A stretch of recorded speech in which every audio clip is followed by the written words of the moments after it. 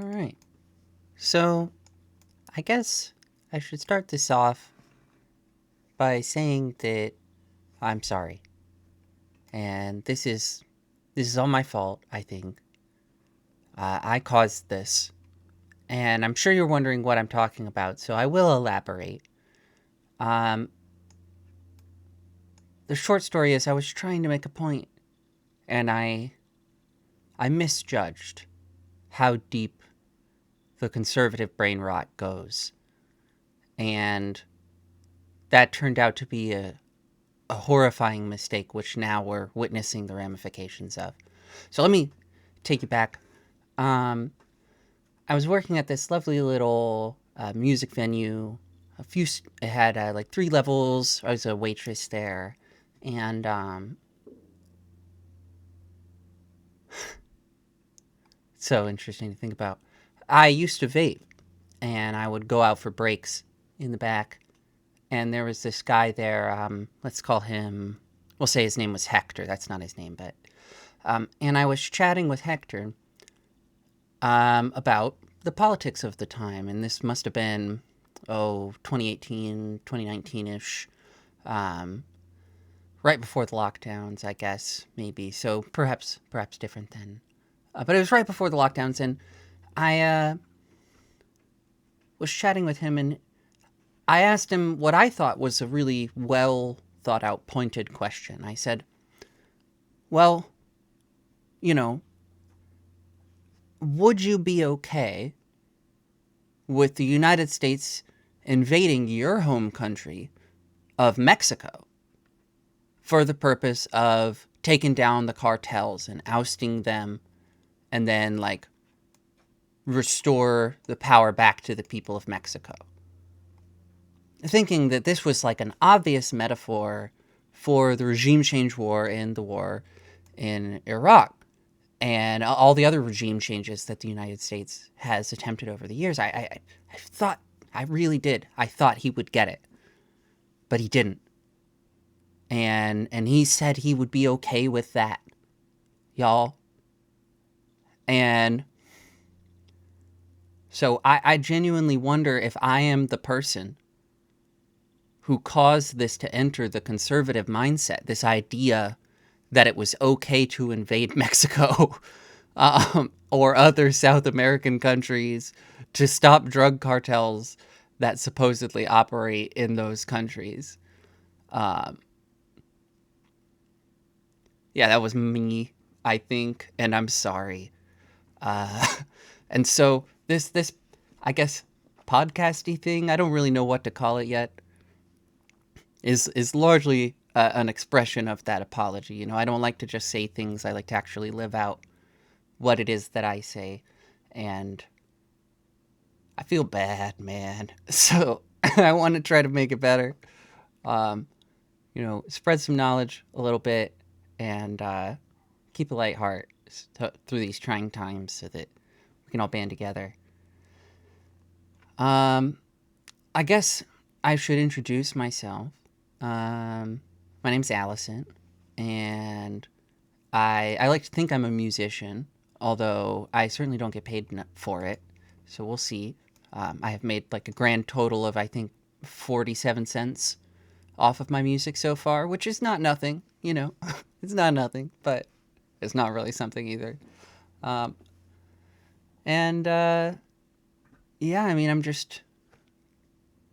I am disabled, I should add, I guess. I used to work a lot more, but now I have all this free time on my hands because of my disability.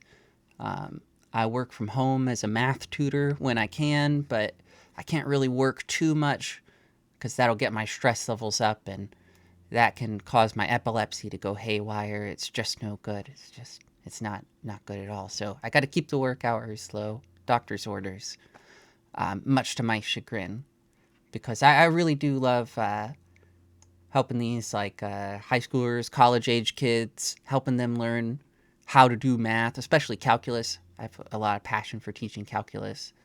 Well, I wish I could do it more, but maybe in the future, if my health improves, I'm getting some care recently, starting to finally get access to care, and things are getting a little better in that regard. So I thought I could try and do some new art project like this. And this was what came to mind. The more I thought about it, I realized that I should probably try to make some kind of a difference. I mean, especially with Joe Rogan falling off. People keep talking about how we need a Joe Rogan of the left. I might as well at least attempt to do that, especially considering that I actually do have a background in debate and logic, reasoning, that sort of thing. I know how to moderate debates. I know I can point to you. I ought to do an entire episode on why presidential debates are just garbage. Not at all the way that debates should be. There's just zero decorum. It drives me crazy. I can't stand watching presidential debates anymore. Ever since I did debate in college. I'd really like to see that whole system be improved, frankly. But yeah, we'll talk about that, I guess, another time. Where was I? Introductions. Yeah, I love cats. Cats are awesome. They're like, I think, better than humans. And I don't mean to say like I hate humans or anything. You know, I'm not. I get misanthropic sometimes, but generally I think like we're pretty cool. It's neat that life exists. But cats, I think, are probably the coolest part. Um, yeah, they're fuzzy and they don't understand like anything. It's not that they don't understand specific things, like they don't understand anything at all. Um, and it's this nice little balance of like cute and like ferocious, but also at the same time like completely helpless and adorable. And they like think they're so fierce because they kind of are fierce. Like they could mess you up if they wanted to, but they just don't. It's hard to explain, but I I have a kinship with the cats. um, I appreciate them and they appreciate me. I think it's because a big part of it is boundaries. I respect the boundaries of cats, and that always seems to uh, attract them, I think. So if you're having trouble with cats, maybe look up like what they like and dislike. You know, how to tell when they're annoyed, how to tell when they want to be pet, these kind of things, because they actually are. They use a lot of body language to communicate what they're feeling. It's it's really pretty sophisticated, all their communication techniques that they have. But yeah, you just completely miss out on all that sign language if you don't know how to read it. Uh, so yeah, cats. I could talk about them for forever. I could do a whole episode on cats too. Um, let's see. I am, in case you haven't picked up on it already, I am the Antifa super soldier that your parents warned you about. I am like, I make Zoran Mamdani look like a centrist.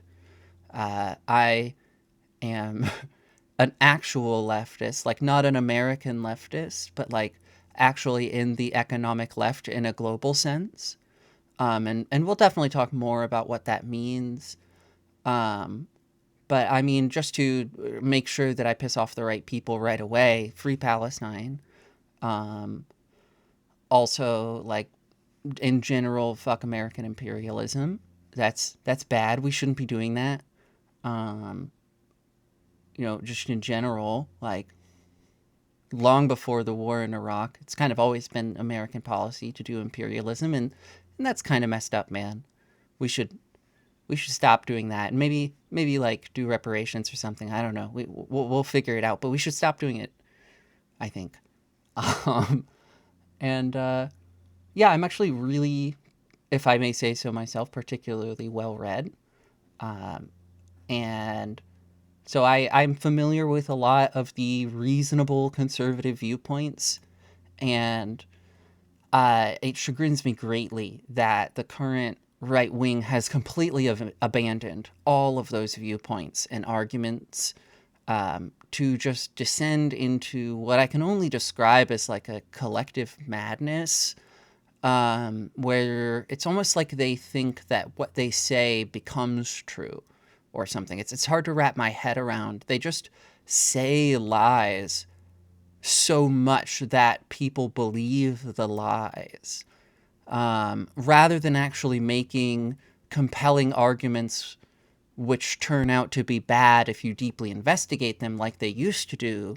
They're now just not making arguments that are logical at all. They're just making claims, claiming things are true and then running with it with no argumentation, no evidence, no discussion of any of that, just making a claim and going with it. Like, straight up said they're eating the pets, like, and people still believe that.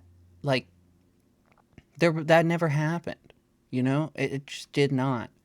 If you look into it, like, that's the reality. And now, I mean, we're cooked. We've got all these AI videos that are good enough to fool even me, you know? That Neil deGrasse Tyson video that went around, I was shook by that, because I honestly was like, Neil deGrasse Tyson, it might be saying the earth is flat. Like, I was watching it on his channel, so fortunately I got him pulling his phone back from the screen to be like, of course I wouldn't say that. But that was realistic enough that it almost tricked me. I would have had to look into it if I hadn't seen it on his channel, you know? I would have pulled it up on Google and been like, did Neil deGrasse Tyson really say this? But I mean, at this point, what's the difference between Googling, you know, did Neil deGrasse Tyson say this, and asking Grok if it's real? Like, how do we actually tell at this point? So it's very challenging. I think the only real recourse we have is to look at, like, scientific discourse on things, to not necessarily defer to the scientific consensus, because that's not really what science is about. It's not about finding a consensus to defer to, but to at least come to, like, a reasonable conclusion based off of the evidence that is presented. You know, that's really what science wants you to do, is look at what's there to rule out impossibilities. It's not really so much about saying this specific thing is right, so much as saying all these other things definitely aren't right. And that's a lot of, like, what science is doing in general. So I guess to continue with the introductions, I could also add a few more things. My artist name is Liquid Alicorn. If you like electronic music, especially kind of the heavier, grittier, or old school down-tempo dubstep kind of stuff, that's what I make. I am just a bedroom DJ. I've only got like 800 followers on SoundCloud, so not a whole lot. Probably going to make a second SoundCloud to host this audio strip, and the future ones like this. But that's something I've been working on for, I guess, about 5 years now. I have a loving partner. We've been together for almost 8 years now. That's really wonderful. Saving up, you know, trying to find a place, find a way through this crazy economy. And yeah, I'm really into video games. As you can tell, I've been playing RuneScape on the screen here. This footage is actually from last night. My computer is kind of crappy. I have trouble recording audio and video at the same time, but I am actually playing RuneScape right now as I record this. So I figure it's still some integrity there, but yeah, I love relaxing and playing a game, unwinding with a cup of coffee, and, you know, listening to like a podcast or a video on something, like a deep dive about some philosophy thing or religion or politics or economics kind of thing. Big into, I think the term is a lifetime learner. I really like that turn of phrase. I think that evokes my personality quite well. I think most people have probably also picked up by now that I am very, very, very autistic, like a lot. I was the last one to figure that out. It turns out pretty much everybody all my life thought I knew.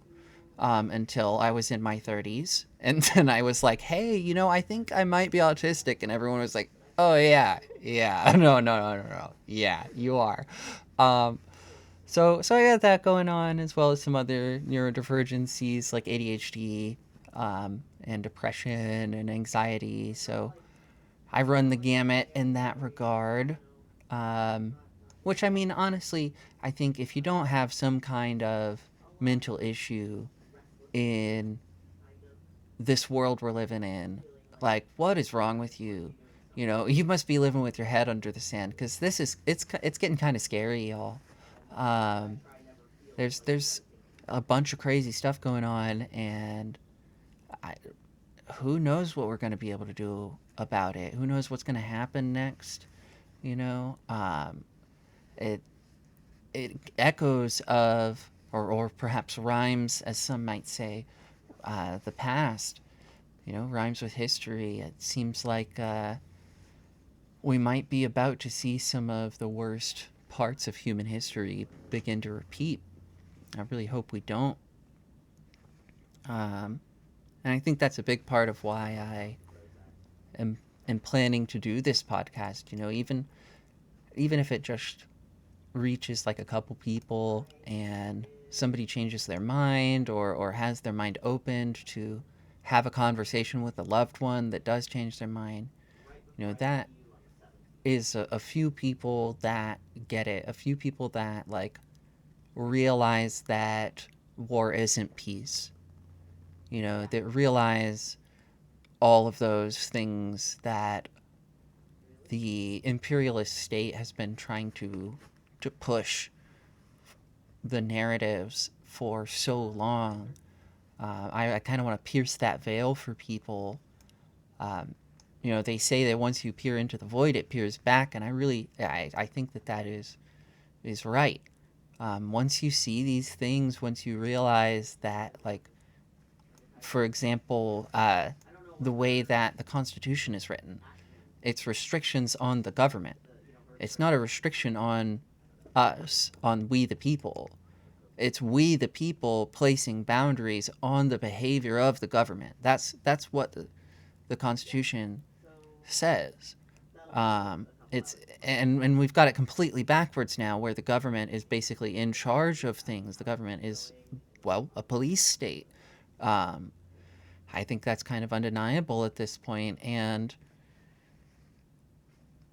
that isn't what the founding fathers wanted. Like, I mean, honestly, I could go on and on about why the founding fathers were terrible people. I mean, they had slaves, for crying out loud.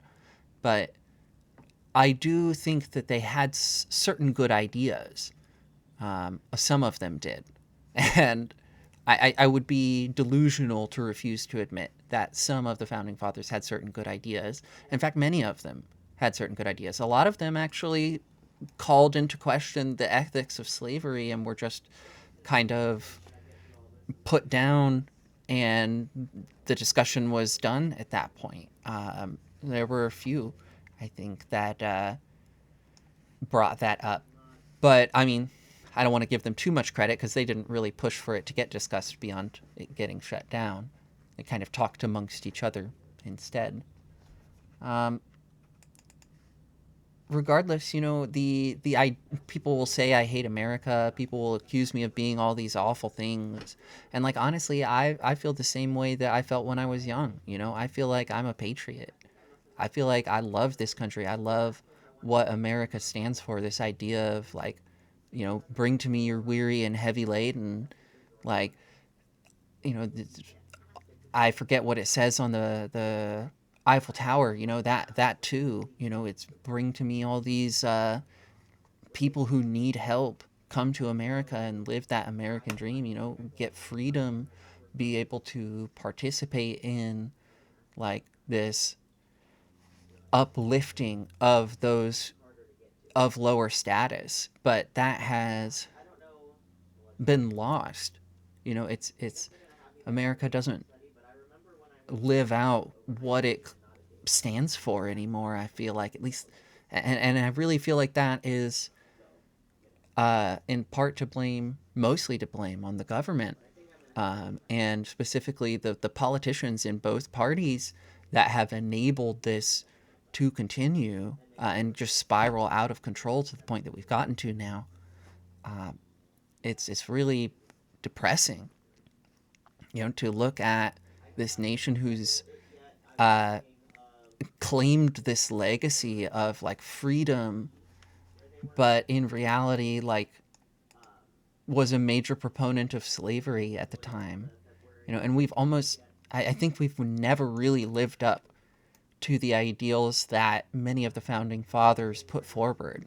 Like, that we should actually like, make a stronger effort to live up to those ideals that they put forward. That I think that some of them were right, and maybe they were wrong about a lot of things, but they had a vision, and I think we can get behind that vision. I think that um, that can be maybe a unifying force for people to realize that, like, the original vision of the founders was to create a place that people could immigrate to and become stable and healthy and happy. That was the American dream, is to go from being destitute to being comfortable. And now we've all gotten used to that just seeming like a fantasy. That's depressing as fuck. That's not what's supposed to be happening. That's not how this is supposed to work. That's not the social contract we signed up for. And yet here we are. We sit in this position where nothing's changed. So, yeah, I guess I'll leave it there. I'll wrap up here and say, if you if you like this, please make sure to like, subscribe, leave a comment too. I'd love to hear what you think about what direction you'd like me to take the show in. I kind of plan to make this a show about nothing and just come on every day and talk about something different, ramble a bit. So this time I was thinking like this would be mostly introductions. And then in the future, maybe I could even do longer segments, just depending on what people want and depending on what is talked about. Also, I guess if you'd like to, we could always hop on Discord or hop on Zoom and have a chat, and make a video out of that, make a live stream out of that or something. I'd love to hear your opinions and break things down with you if you're the intellectually honest, curious sort. If you're willing to admit that you might be wrong, I'm willing to do the same. I'll extend that to you as well and say that I also might be wrong. I've been wrong before and I'll be wrong again. And if you're not willing to acknowledge that, then we have nothing in common. We can't relate to each other. But if you're willing to say, I also might be wrong, well, then come have a conversation with me. Come sit down with me. Let me radicalize you. I believe I can. I believe I can change your mind. If you are willing to just have an honest conversation with me instead of resorting to all this rhetoric, instead of resorting to all this programming, how you've been told you should react to or think about these things. I think not only do I have good words that can change your opinion, I can back up those good words with good evidence. And that's something that most of the people who would disagree with me will not be able to do. They may have better words than I do, but they don't have better evidence than I do. I make sure of that. And when I find myself in the wrong, I make sure to admit that. Sometimes that does happen. I do my best to make sure I'm not wrong, but I will be. I absolutely am going to be wrong, probably many times over the course of making this. So I hope you'll stick around, and I hope you'll tell me I'm wrong and tell me why, so that I can learn about it more and fix it. Or maybe we can find out that actually you're wrong, and we can come together, have a meeting of the minds about that, move forward and make progress for both of us.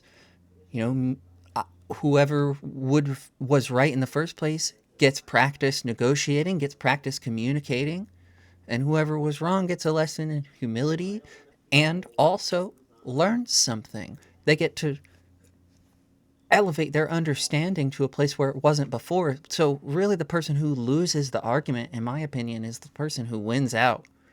Um, I don't, I think it's kind of, we've got it so backwards, but I'm rambling again. So go ahead and wrap up here. And I guess say drink water. I love you. And I'll see you next time.